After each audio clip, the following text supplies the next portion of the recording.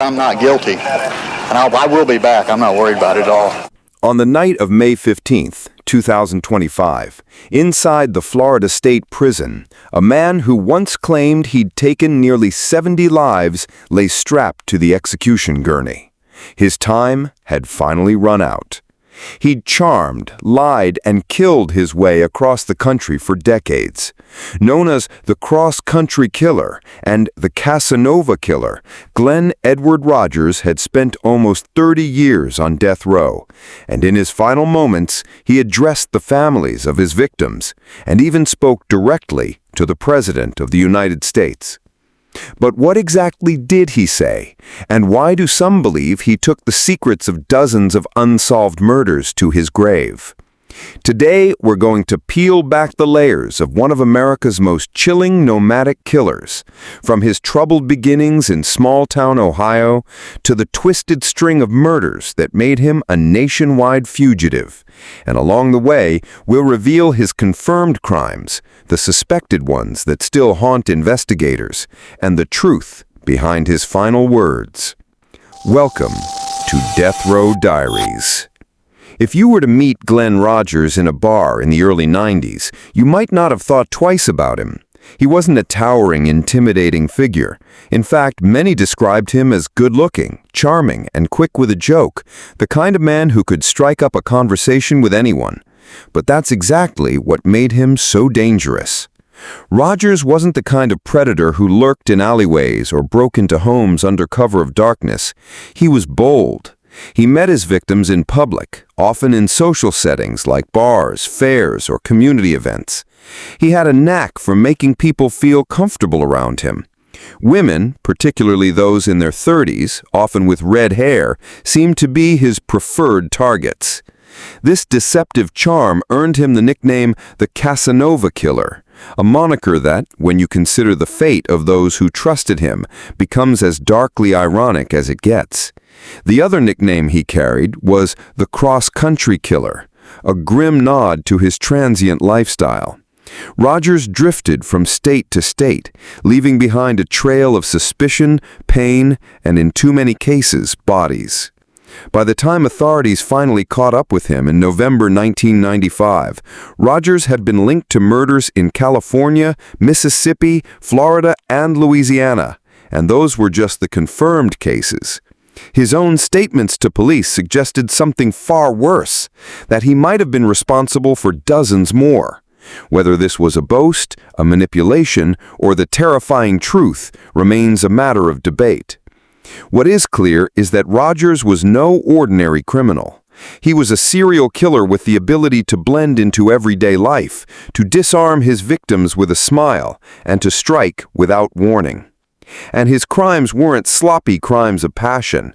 They bore disturbing similarities, patterns that revealed a methodical mind behind the violence. But to understand how someone becomes a man capable of such acts, we have to go back to where it all began, a small town in Ohio and a childhood that was anything but normal. Glen Edward Rogers was born on July 15, 1962, in Hamilton, Ohio, the middle of 7 children in a working-class family. His father, Claude, worked as a hydropulp operator at the Champion Paper Company, while his mother, Edna, kept the household running.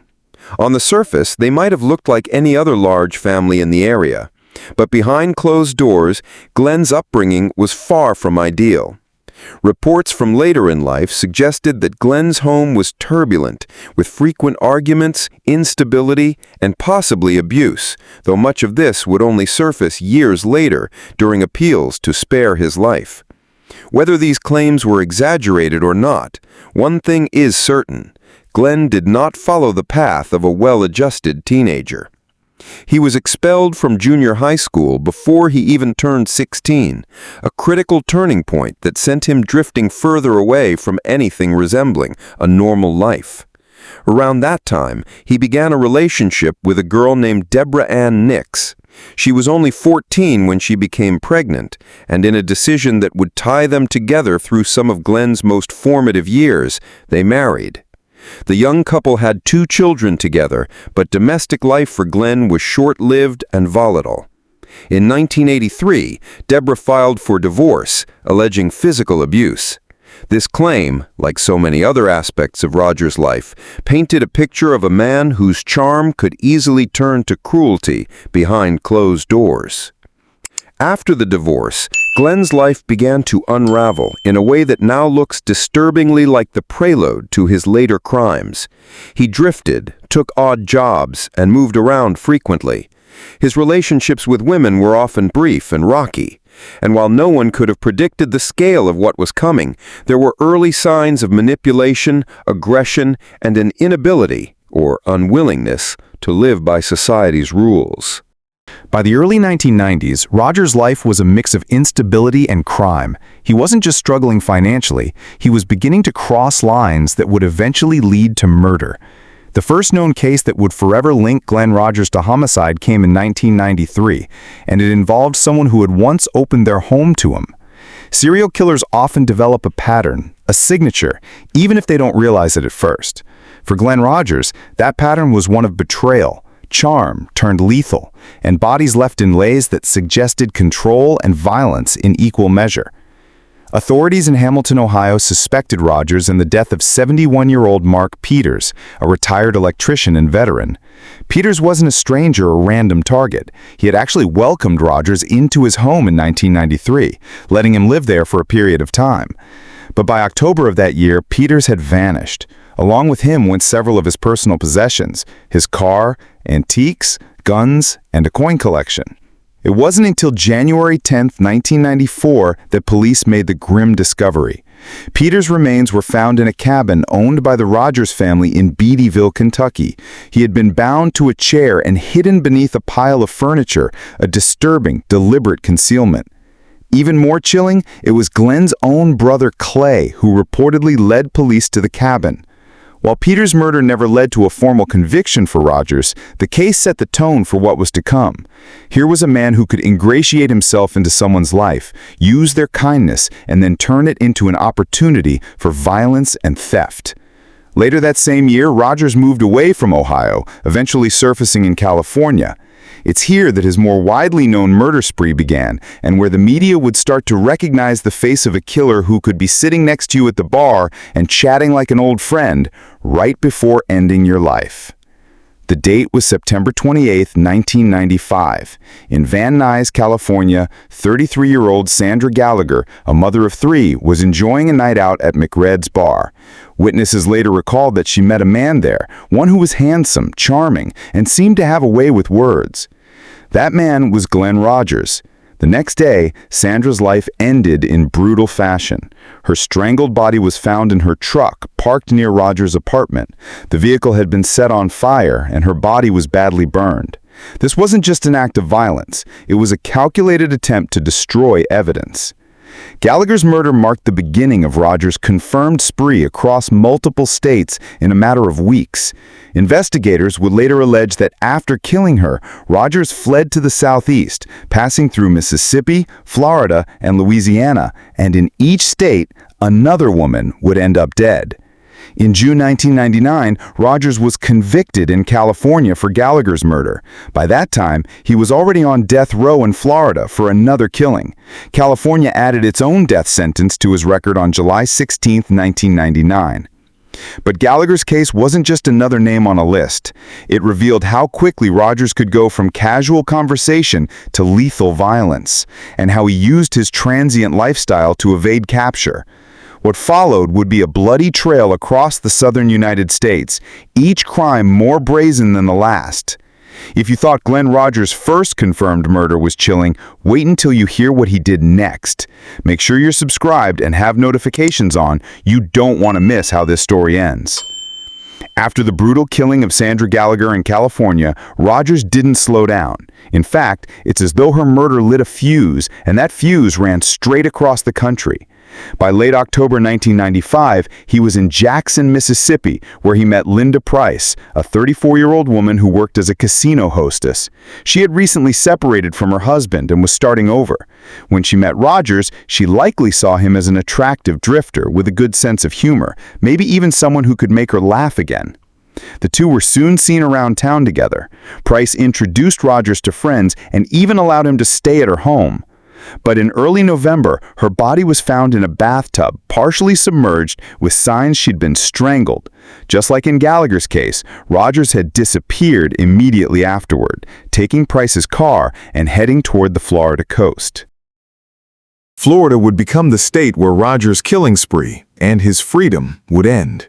On November 5, 1995, in Tampa, he met 37-year-old Tina Marie Cribbs at the Showtown bar. She told a friend she'd be spending time with him. The next day, her body was found in the bathtub of a motel room registered in Rogers' name. She'd been stabbed multiple times. But Rogers wasn't finished yet. He fled in Cribbs' car, leaving a paper trail that authorities would soon use to track his movements. That paper trail, combined with eyewitness accounts, would eventually lead to one of the most dramatic fugitive chases of the 90s. By early November 1995, Rogers had already crossed multiple state lines in the wake of his crimes. Law enforcement in Florida, Mississippi, and Louisiana were beginning to compare notes, and the pattern was impossible to ignore. Authorities issued nationwide alerts. Rogers was now one of the most wanted men in America. His photo plastered across TV screens, newspapers, and police bulletins. He was traveling in stolen vehicles, using fake names, and constantly on the move. The break came in Kentucky when a suspicious vehicle was spotted. Police attempted to pull him over, but Rogers took off, leading officers on a high-speed chase that ended in a dramatic crash. When they pulled him from the wreckage, the charming drifter who had eluded them for weeks was finally in handcuffs. What followed was a logistical nightmare for prosecutors. Rogers had committed murders in multiple states, each with their own legal processes. Florida moved first, charging him with the murder of Tina Marie Cribbs. The trial was swift, the evidence damning. Rogers was convicted and sentenced to death in 1997. California and Mississippi followed with their own charges. In California, he received another death sentence for the murder of Sandra Gallagher. In Mississippi, prosecutors opted not to pursue the death penalty since he was already condemned in 2 states. Before we get to Rogers' final years on death row and his chilling last words, take a second to hit that subscribe button and turn on notifications. We've got more death row stories coming that will leave you questioning just how well you really know the people around you. What makes Glen Rogers' case even more disturbing is the possibility that we only know a fraction of what he did. While awaiting trial in Florida, Rogers allegedly told investigators he had killed more than 70 people across the country. Most serial killers exaggerate their body count, but with Rogers, the statement wasn't easily dismissed. He had lived and worked in dozens of cities over the years. He traveled constantly, often doing painting and construction jobs for cash. This mobility gave him access to countless potential victims and made it incredibly hard for police to connect cases across jurisdictions. One of the most controversial claims came years later, when Rogers' brother Clay alleged that Glen had confessed to killing Nicole Brown Simpson and Ron Goldman in 1994, the murders famously tied to O.J. Simpson.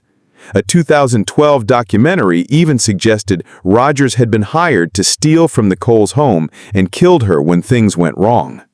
Most experts dismiss this theory as unlikely, pointing out that the physical evidence from the O.J. case doesn't match Rogers. Still, the fact that people even considered him a plausible suspect shows how far his reputation as a killer had spread. Even without those infamous cases, Rogers is suspected in numerous unsolved murders, particularly those involving women with red hair, a physical trait many of his confirmed victims shared. Whether he was telling the truth about his kill count, inflating it for attention, or somewhere in between, one thing was certain. Glen Rogers was a man who thrived on control, both in life and in the narrative he left behind. Life on death row is nothing like the movies. For nearly 3 decades, Rogers lived in a 6-by-9-foot cell, spending 23 hours a day in isolation. His appeals dragged on for years, But unlike many condemned inmates, Rogers never seemed entirely desperate to fight his sentence. In the weeks leading up to his execution date, May 15, 2025, he reportedly became more reflective. Whether this was genuine remorse or just another performance is something only Rogers knew. On the day of his execution, he was led into the chamber at Florida State Prison. Witnesses said he looked calm, almost resigned. As the straps were secured and the IV lines inserted, Rogers was given the chance to make a final statement.